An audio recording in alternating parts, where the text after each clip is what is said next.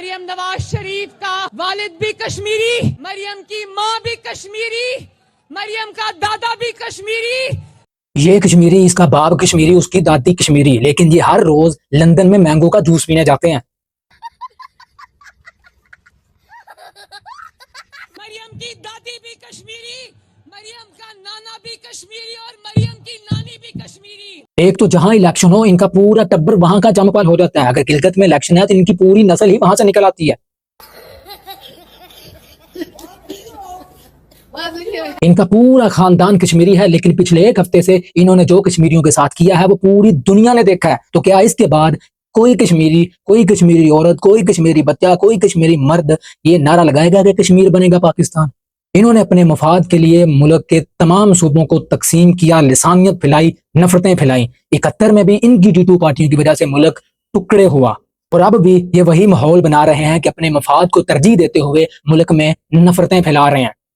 और दूसरी तरफ ये है हमारे चौधरी साहब। कौम ने इनको चौकीदार रखा हुआ, लेकिन इनके अंदर है चौधरी बनने का कीड़ा।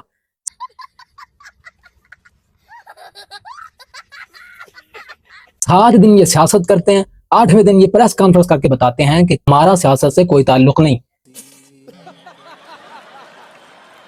पिछली प्रेस कॉन्फ्रेंस में चौधरी साहब ने फरमाया कि मुल्क तरक्की कर रहा है और ये तरक्की दुश्मनों से हजम नहीं हो रही, और अब वही चौधरी साहब आके फरमा रहे हैं कि मसले हल नहीं हो रहे।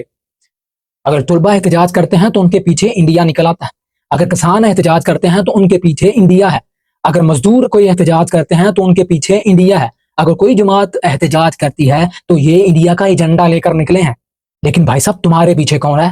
तुम्हारे पीछे इंडिया और इसराइल है।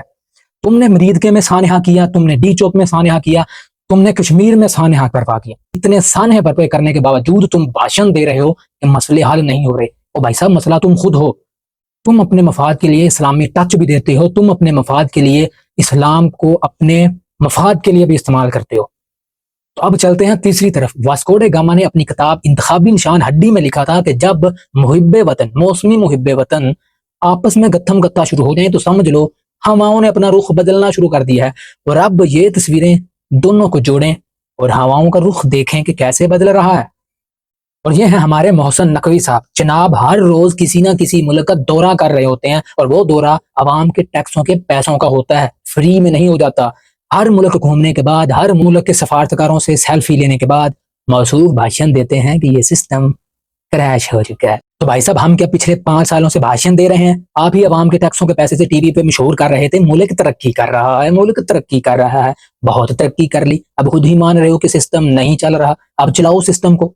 खुद ही सिस्टम को चलने नहीं देते, खुद ही सिस्टम को नकारा कर देते हैं और खुद ही मुहिब्बे वतन बन जाते हैं।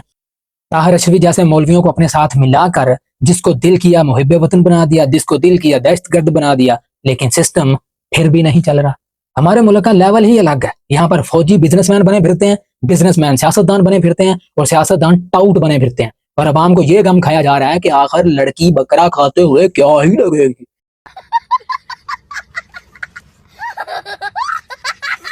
हर रोज हमारे मुल्क में सान्या होता है और हम चुप हैं, मुतमिन हैं, क्योंकि वो सान्या किसी और के साथ हो रहा है, हमारे साथ नहीं हो रहा, इसलिए हम चुप हैं।